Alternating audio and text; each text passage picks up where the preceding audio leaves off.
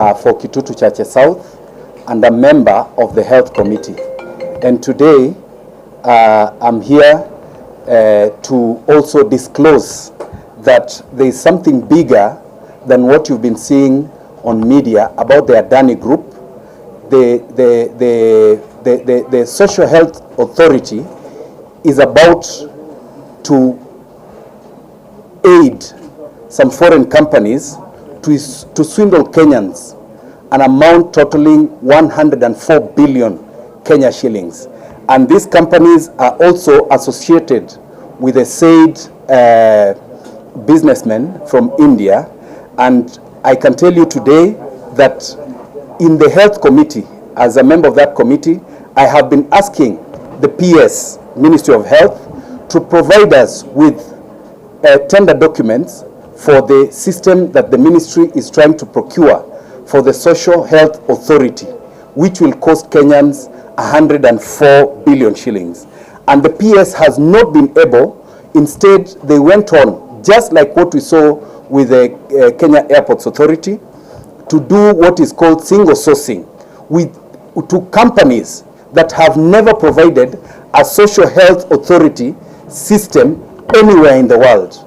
And most of these companies were registered in Kenya just the other day after they had even signed the deal.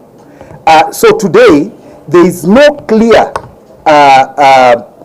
explanation as to why Safaricom, singularly identified as a strategic partner, even though its day-to-day work does not revolve around the core aspects of the tender document, such as claims management, telemedicine, and emergency response. Although Safaricom is the lead bidder, the main scope of work under the tender document is not being performed by Safaricom. And rather, these functions are being allocated to Appiero Limited, who is a partner in the tripartite consortium. The experience that the ministry relied on to award this tender to a consortium was primarily based on experience of Appiero. However, Appiero's experience is not directly associated with it. They are brokers in this deal. This is not their core mandate. They also have other companies behind it. It is not clear who owns the procured system, how the consortium will recover its monies under the strategic partnership with the Ministry of Health. Even though the Ministry of Health indicated that one of the reasons is to choose Safaricom is for credit financing procurement applied. We don't have any documents for that. We sit in the Health Committee that is supposed to look at all these documents, but we have never gotten this. What we also want to know, why did the ministry, in the negotiation of the tender with the consortium, not seek to reduce the amount quoted by Safaricom? Because 104 billion shillings for what? Even the most sophisticated military systems in the world don't cost the amount we are looking at. So we go on to ask, did the Office of the Attorney General give clearance for the execution of this contract?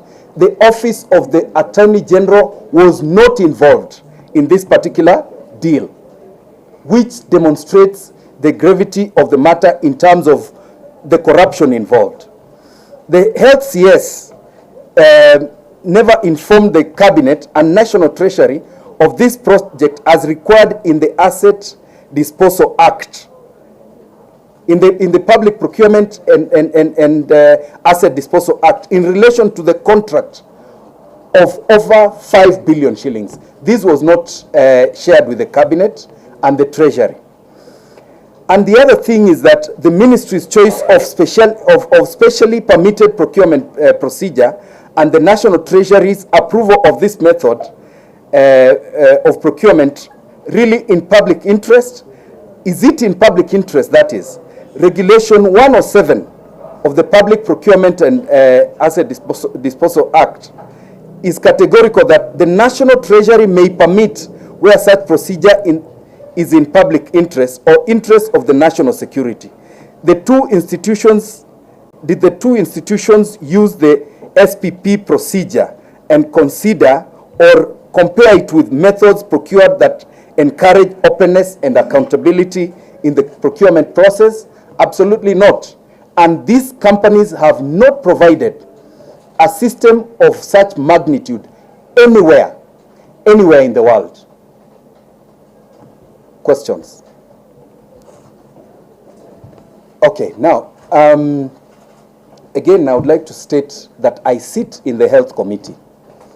Since the year began, or from the commencement of formulation of the laws to do with what came to be the Social Health Authority, committee members have been trying to find out how and why we are moving from NHIF to Social Health Authority.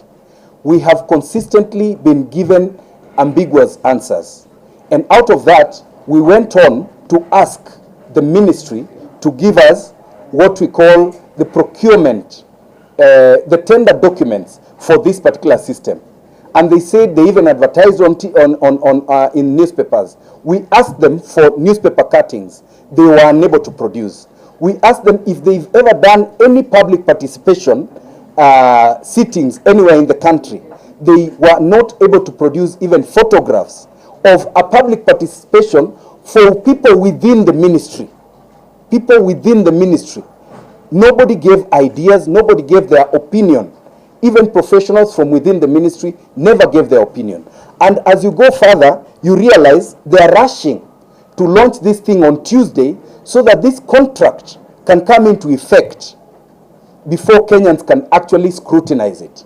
We are being forced to pay 2.75% of our earnings into a pool that will be used to pay these Asians that want to take advantage of Kenyans.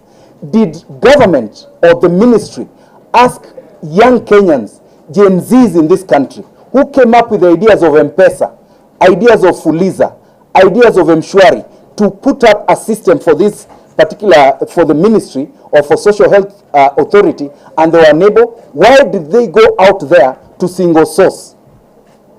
We have asked the PS, Mr. Mutai, consistently, and he's not been able to give us answers for this particular for this particular procurement, and why we are even moving from NHIF to Social Health Authority. We try to encourage them to actually reform NHIF and have these departments